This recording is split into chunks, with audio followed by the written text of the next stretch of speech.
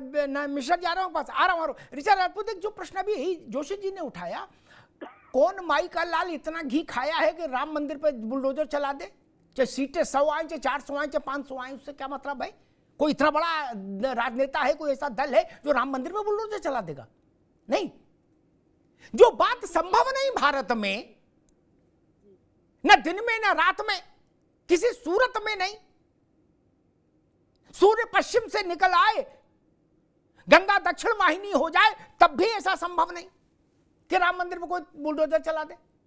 फिर ऐसा प्रचार क्यों? तो क्या इसका, एक मिनट सुन लीजिए, क्या ऐसा प्रचार आपको नुकसान दे गया ऋचा राजपूत? क्योंकि लोगों ने सोचा होगा कि यार ये तो हो ही नहीं सकता, ये कैसी बात कह रहे हैं जी।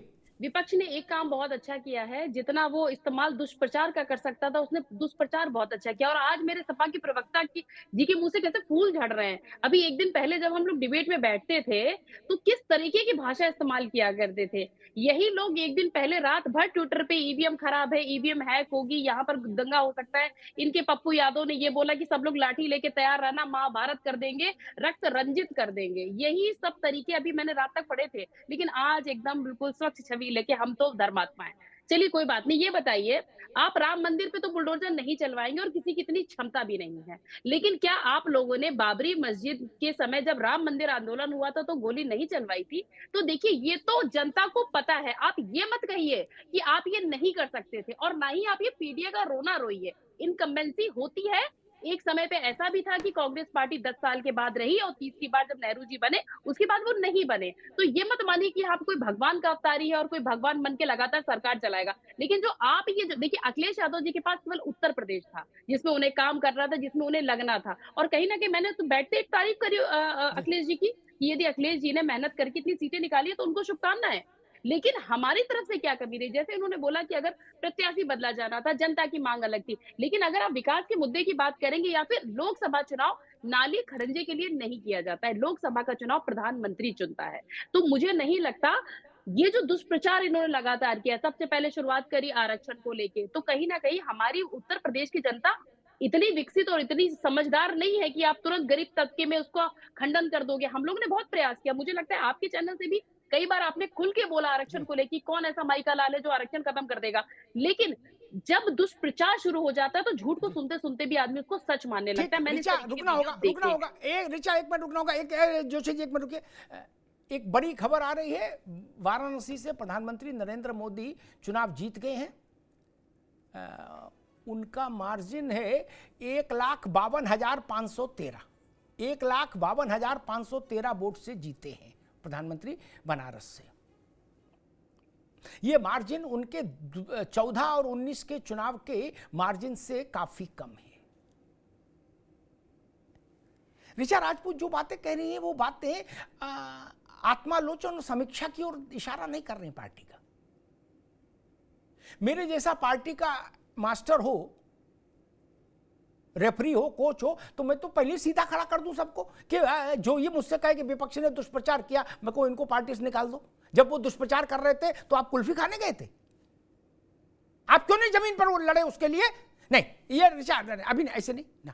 ठीक, जो सब लोग ये सोचते थे कि मोदी जी के नाम का लॉकेट पहन के सटासट संसद में जाते रहेंगे आजीवन, ऐसा नहीं होगा, नहीं होगा। ऋचा राजपूत काम करेंगी तो नेता बनेंगी। कमल का फूल का बिल्ला लगा के नहीं बनेंगे नेता, लिख लीजिए। अच्छे अच्छे हार गए ना, नप गए। जो दुनिया को नाप रहे थे सबको, वो नप गए कि नहीं नप गए? पराजित हो गए। इस चुनाव का एक मैंडेट, एक निहितार्थ संदेश ये भी है कि ज्यादातर भाजपा के सांसदों ने ऐसा एटीट्यूड ले लिया था कि अरे मोदी जी जिताएंगे, और जो कुछ बचेगा सो योगी जी धक्का लगा देंगे। बोले तुम क्या करोगे? बोले हम मौज लेंगे। नहीं जी, अब पूरी मौज लो, जनता ने फ्री कर दिया, बोले अब खेलो खाओ आनंद लो। विवेक नारायण जी, आप कुछ कहना चाह रहे थे? जी, मैं आपकी बात को कह रहा हूं कि देखिए, एक बड़ा सवाल है ये कि आपने कहा कि पूरे देश में करीब 39% सांसदों की टिकट बदल दी गई, लेकिन उत्तर प्रदेश में 11% रखी गई। देखिए, उत्तर प्रदेश के ऊपर प्रधानमंत्री जी का भी फोकस था, गृह मंत्री जी का फोकस था, पूरे संगठन का फोकस था। तो ऐसा नहीं हो सकता है कि उत्तर प्रदेश को किसी के सहारे छोड़ दिया गया हो, किसी ने उसकी मॉनिटरिंग न करी हो। तो उत्तर प्रदेश में 11% सांसदों को रिप्लेस करना, क्या ये कोई एक बड़ी बात का संकेत नहीं कर रहा साहब जी? ये एक बहुत बड़ी बात का संकेत कर रहा है कि उसके लिए ये जानबूझ के 11% सांसदों के यहाँ पे टिकट, ये भाजपा का अंदरूनी हालांकि मामला है, लेकिन इसकी आवाज बहुत दूर तक जाएगी, ये उसके लिए भी हुआ। दूसरी बात अभी जो हमारी राजपूत जी ने कही दुष्प्रचार की, दुष्प्रचार के लिए ये देखिए अमिताभ जी, पूरा चुनाव ही कांग्रेस के मैनिफेस्टो के दुष्प्रचार पे ही हुआ। पूरा प्रचार भाजपा के जो हमारे कांग्रेस के मैनिफेस्टो में नहीं था, उसको लेके तमाम दुष्प्रचार किया गया। क्या क्या उसमें भैंस से लेके और मंगलसूत्र तक, और जो प्रियंका जी और डिंपल जी ने मीटिंग करी तो मुजरा तक की बात कह दी गई। तो ये सारा दुष्प्रचार पे ही हुआ, तो इसको मत कहिए। तीसरी बात जो भी राजपूत जी ने कही कि ये लोकसभा का चुनाव है, नाली खड़ंजा के लिए नहीं होता है। अमिताभ जी, मोदी जी ने सारे मतदाताओं को पत्र लिखे थे। हमारे यहाँ के सांसद जो सुबह उठ के मोबाइल में मैसेज भेजते थे, वो अपनी तरफ से नहीं, मोदी जी का राम राम मोदी जी ने भेजा है। जहां भी जाते थे तो मोदी जी को आगे करते थे। तो आज ये सवाल उठता है कि आप जनता को बिल्कुल बेवकूफ समझते हैं। आज सांसद हम चुन रहे हैं अपना, ठीक, तो और वो हमारी समस्या होगी, हम सांसद के पास अपने जाएंगे, ना कि हम मोदी जी के पास जाएंगे। ठीक तो बात आज है, सवाल ये था, ठीक, लेकिन ठीक, आपने बुनियादी जनता बात को कही, बिल्कुल वो कर ठीक, लिया आपने। ठीक, बुनियादी बात कही। एक बात मैं और कहूंगा, भारतीय जनता पार्टी को इस बात को भी आत्मसात करना होगा। आज करे तो भला, नहीं कल करेगी तो और नुकसान। भाई बीमारी में जितनी जल्दी गोली खा लो उतना ही फायदा है, नहीं बाद में तो बीमारी बिगड़ जाती है। ये मत सोचिए कि लोकसभा का चुनाव अंतर्राष्ट्रीय मुद्दों पे होगा, नहीं। मेरे मोहल्ले में खड़ंजा नहीं पड़ा, मैं कतई वोट नहीं दूंगा सांसद को, चूंकि मैं 3 बार उसके घर गया, उसने खड़ंजा नहीं डलवाया।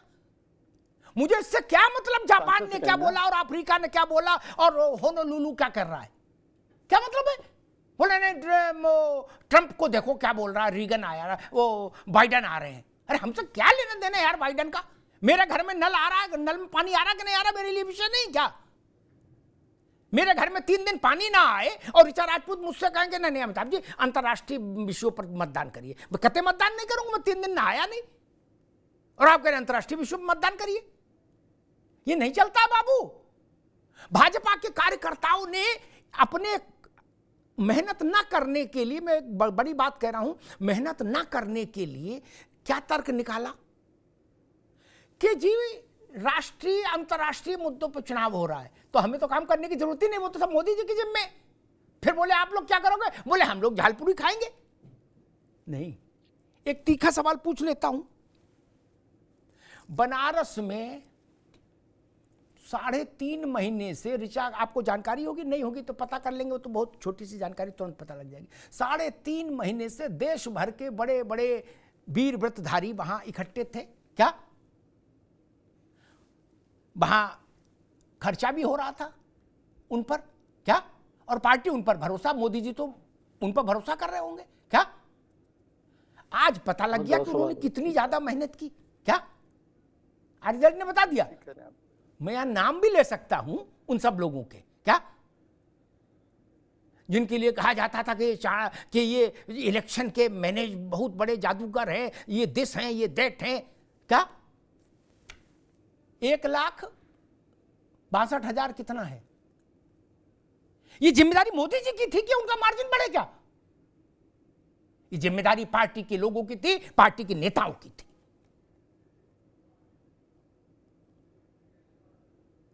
प्रधानमंत्री मोदी जी आपको भी जितवाएं और बनारस में भी मेहनत करें, और आप लोग क्या करेंगे? हम गाड़ी में लाल बत्ती लगा घूमेंगे, ट्रांसफर पोस्टिंग का काम देखेंगे।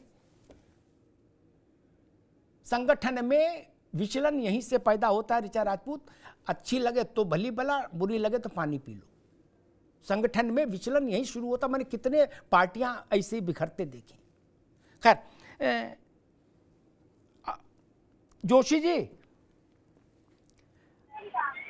एक लड़ाई खत्म हुई, दूसरी लड़ाई की तैयारी। राजनीति तो इसी का नाम है। 27 में उत्तर प्रदेश में विधानसभा का चुनाव,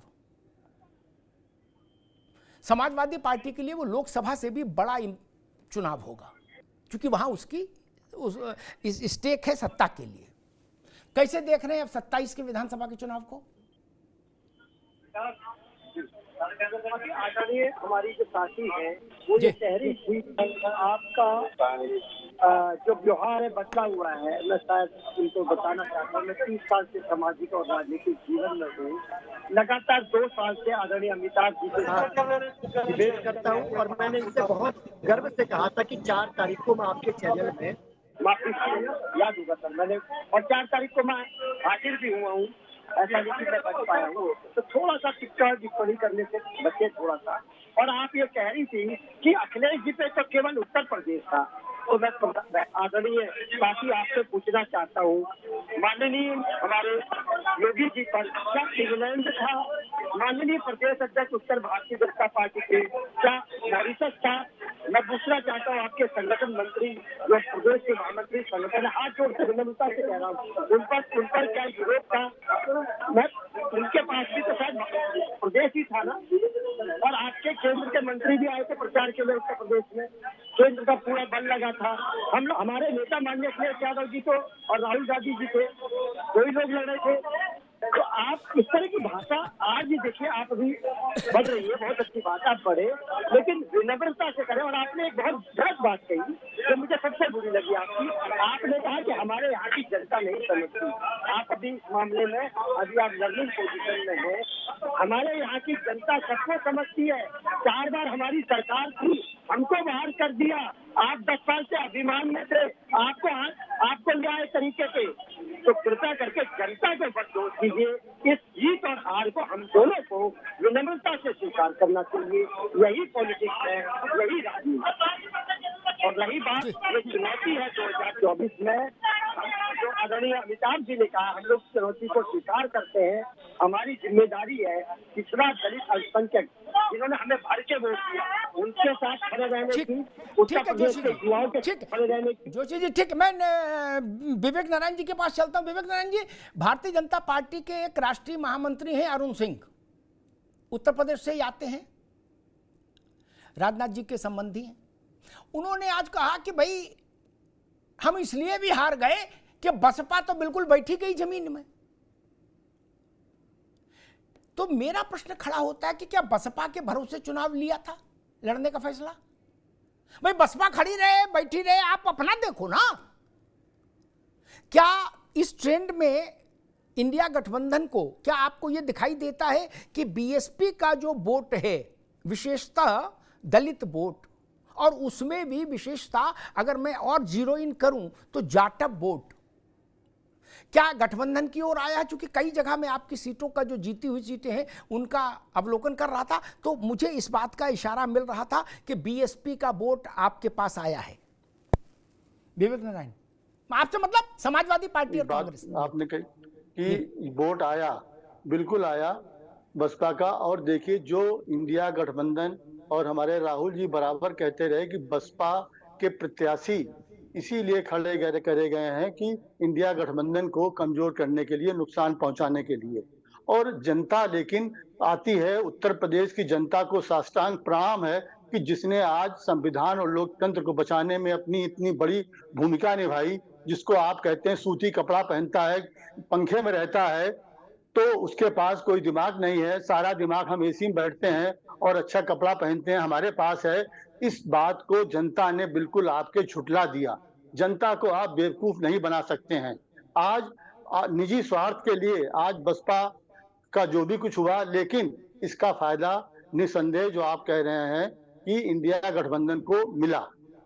और ये इसका भी श्रेय पूरी जनता जनार्दन को है कि उसने बहुत ही समझदारी से ये अपना फैसला लिया और इंडिया गठबंधन के पक्ष में वोट दिया। क्योंकि राहुल जी हमारे बहादुर नेता बराबर कह रहे थे कि अगर ये सरकार, मोदी सरकार बनती है तो लोकतंत्र खतरे में है, आरक्षण खतरे में है, संविधान खतरे में है। इस बात को शायद ऋचा आपको भी इंतजार करना होगा। आलोक वत्स से हमारे साथ जुड़ गए हैं, उनके पास चलेंगे। लेकिन एक बात विवेक जी के कहने पर कह दूं, भाई देखो, राहुल जी ने कहा कि मोदी की सरकार तीसरी बार आ जाएगी तो संविधान खत्म हो जाएगा, लोकतंत्र, ये भी बात मुझे हजम नहीं होती। ये वैसे ही है कि अयोध्या में बुलडोजर चल जाएगा, ये उसी की टक्कर का खेल है। कौन भाई का लाल संविधान बदल देगा, कौन आरक्षण कर ले? यार आप लोग फिर क्या समस्या है? जब आप भी ब्लाइंड खेल रहे थे वो भी खेल रहे थे। आप आरक्षण खत्म करा रहे थे, वो अयोध्या में राम मंदिर बुलडोजर चलवा रहे थे, हवा में ही पतंग उड़ा रहे थे ना दोनों। इंदिरा गांधी संविधान खत्म नहीं कर पाई और कोई क्या करेगा यार? ये ना बताया करो हमको ना। आलोक